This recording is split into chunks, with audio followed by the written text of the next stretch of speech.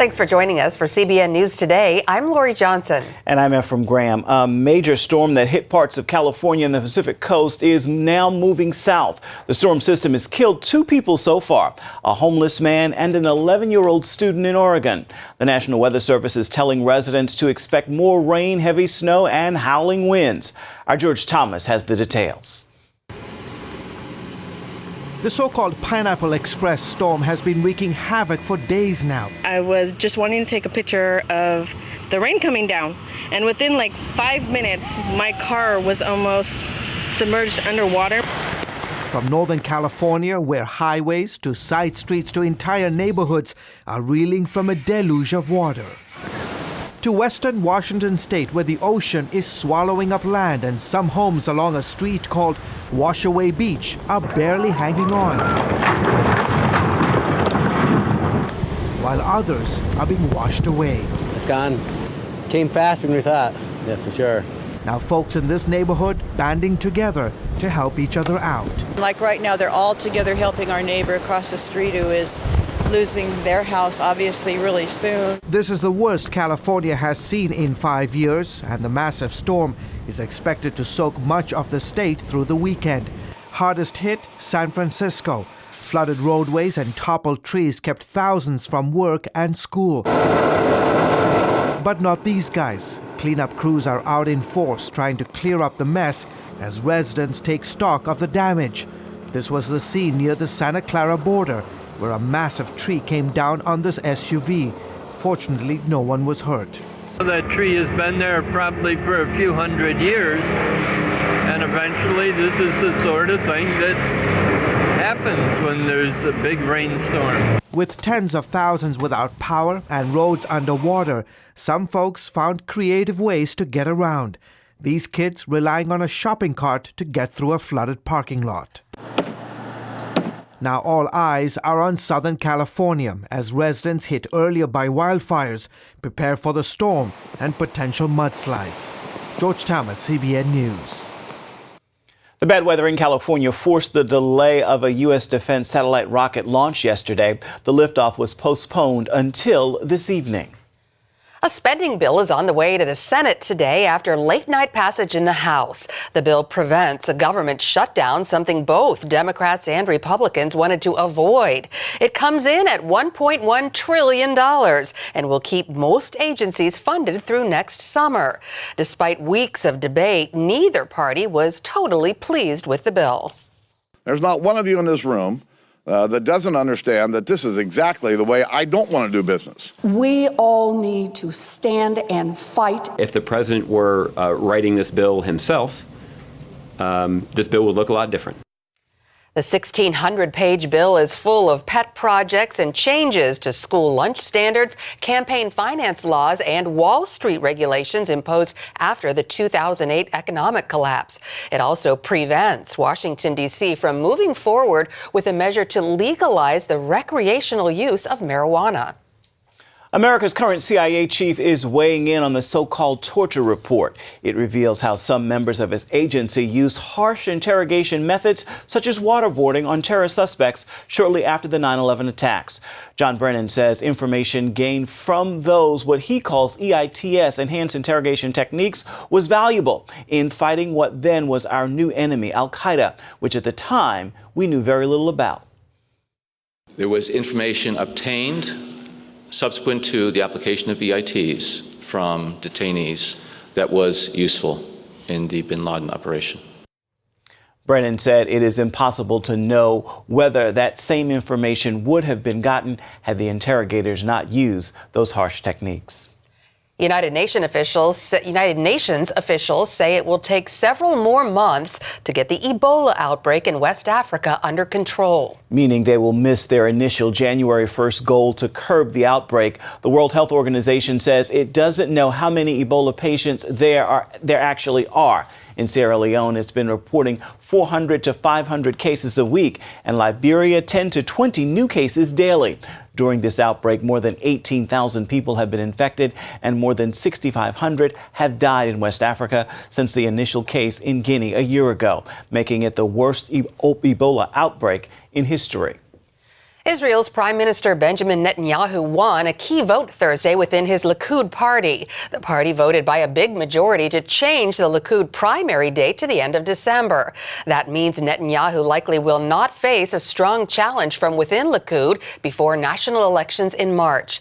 Netanyahu thanked supporters in Tel Aviv and blasted Israel's leftist media. He decried what he called a public campaign to support any politician or party that opposes a Likud-led government under me. Gideon Sa'ar, a former cabinet minister, decided not to run against Netanyahu after the vote. Schools in the capital of Germany have recognized World Humanist Day as a holiday, like All Saints' Day and Yom Kippur. That means students in Berlin who believe in humanism can apply for a day off for the holiday, the same way as Christians, Jews, and Muslims do for their holy days. It is the first sanctioned holiday for humanists in any of Germany's 16 states, and apparently worldwide as well. World Humanist Day was conceived back in 1986. It takes place the 21st of every June, often on the solstice. In El Salvador, violence is on the rise with hundreds of murders every month. The small Central American country has seen murders increase more than 60% from just last year. In the face of spiking violence, courageous police still suit up and go to work every day in the worst neighborhoods to protect the people. A few of them have succeeded in bringing change by using an unconventional weapon. Our Stan Gita has more. Police officers in El Salvador are fighting crime in a country with the fourth highest murder rate in the world. Dear God, we declare that Jesus is Lord. You are exalted this afternoon. But now a group of police is promoting a better way to handle the problem, a method that doesn't rely on physical weapons. They're members of the Christian Police Ministry, committed to evangelizing the city's most dangerous streets and neighborhoods. We have seen the hand of God working for the benefit of the citizens. Every day we look for ways to pray for this nation, for this city. That's why we also go out into the streets to seek the Lord and to evangelize. And here is a people who worship the Lord in spirit and in truth. Former police, prostitutes, and gang members have experienced transformed lives as they've turned to God. We've even had gang leaders converted to the Lord who have then professed their faith inside their own gang. And now they carry out evangelism among their companions, among their own people. And that, of course, represents changes in our communities. The change in these communities is significant. And the Christian police want to go even further to reach the hearts of more people. The Christian police also visit inmates of the Metapan prison every 3 months. They bring groceries and also the Word of God to give hope to those doing time behind bars. They have a lot of needs. They have deep wounds in their hearts that only the Word of God can heal. And many have recognized that God is the only one who can save them, can rescue them from the hole they're in. These officers hope that many more will join their spiritual battle, strengthening Christian police groups around the country, and that one day peace will reign in the nation of El Salvador. Stan Jeter, CBN News. And still to come, for 5 decades, Colombia has been at war. We're going to show you how Christians are working to shed light in that South American country.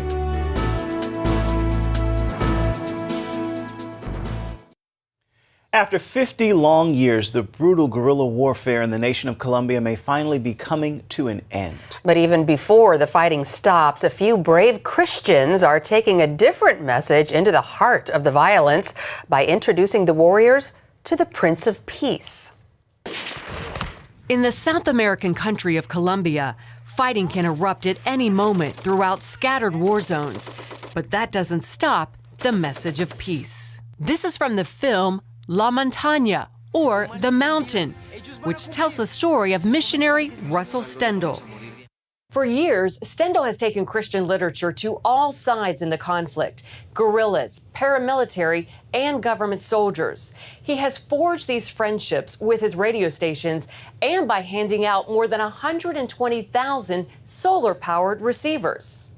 to reach areas where it's not possible to have church buildings or scheduled church services, and where it's not possible to do normal missionary or evangelistic work. And so we drop these radios on guerrilla camps and by parachute. We distribute them to soldiers. We distribute them to paramilitary forces. Former journalist Dario Silva has followed the conflict for years. He now pastors one of Bogotá's larger churches and sends aid to suffering families in rural Colombia. Unfortunately, Silva sees a disconnect between Colombia's churches and the country's isolated, often persecuted believers. Churches, especially megachurches, have a tendency to be very Laodicean. I have it all. I am rich, right? But they are not aware of the problems our brothers are going through. Silva says that hardship and persecution have not kept the gospel from reaching remote Colombia. In fact, he remembers a guerrilla leader complaining.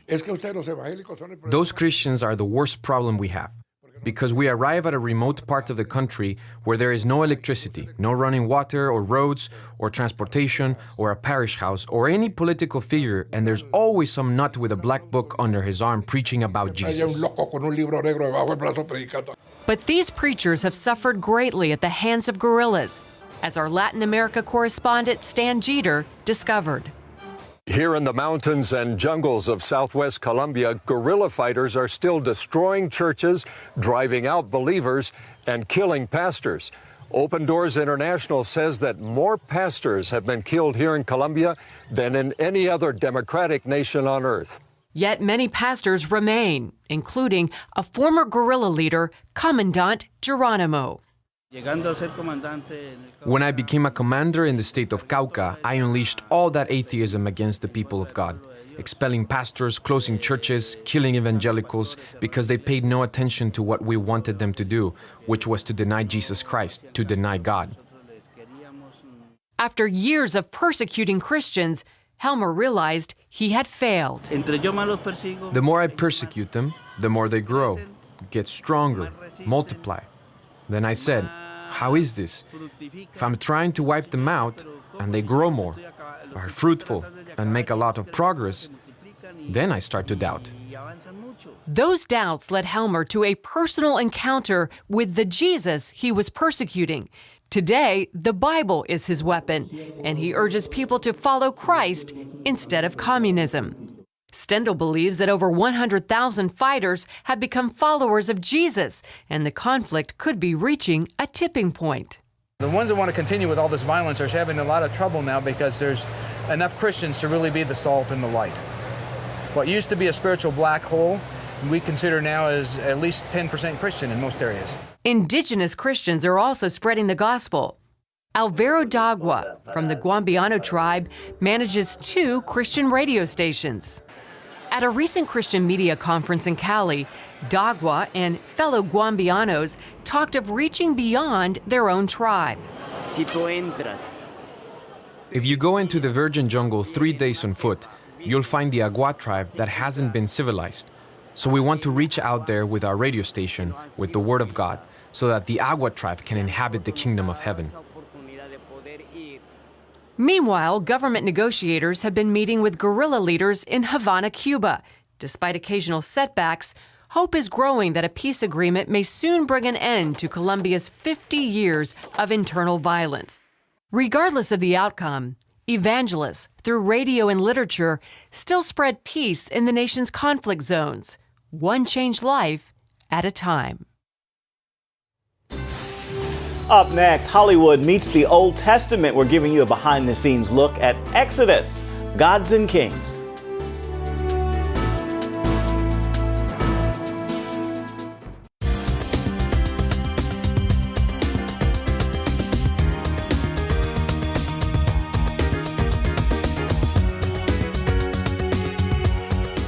Well, the land of the Bible is the subject of a new Hollywood blockbuster coming out today, a retelling of the story of Moses and the Exodus from Egypt. Angela Zadapak attended the premiere of Exodus, Gods and Kings, getting an inside look behind the scenes for today's edition of Family Entertainment News. From the Red Sea to the red carpet, I'm here in New York City for the premiere of the biblically inspired film Exodus, Gods and Kings. Something is coming that is far beyond my control. Unless you set my people free, I am prepared to fight for eternity.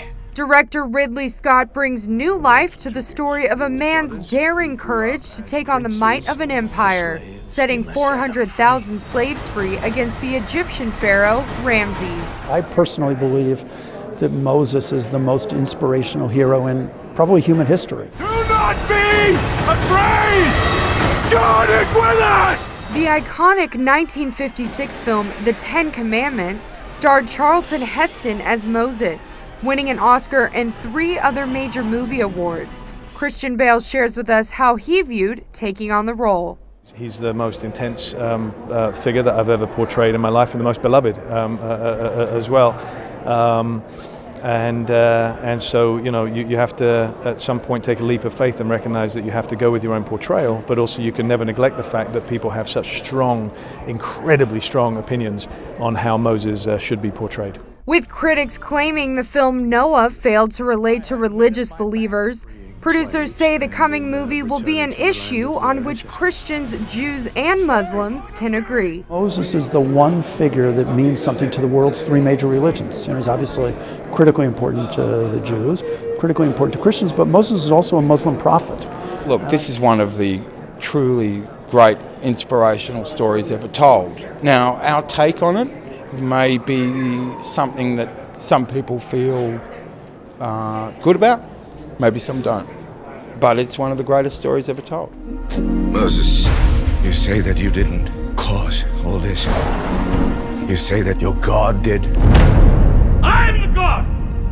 I am the God! He was somebody who was filled with self-doubt, but equally he was a liberator, a leader, a man of incredible self-confidence, but also someone who at other times was very timid. You know, he kind of encompasses almost every human emotion you can imagine, but in a very strong way. The film will release nationwide December 12th and will play throughout the Christmas season. I'm Angela Zatopek with CBN News, New York City. Could be interesting. I don't know. It's going to be hard to top that old Charlton Heston 50s movie. I hope they stay true to the Bible. That is the hope and prayer. And we have a review coming up with Bob Olszewski on the film as well. Stay with us. We'll be right back.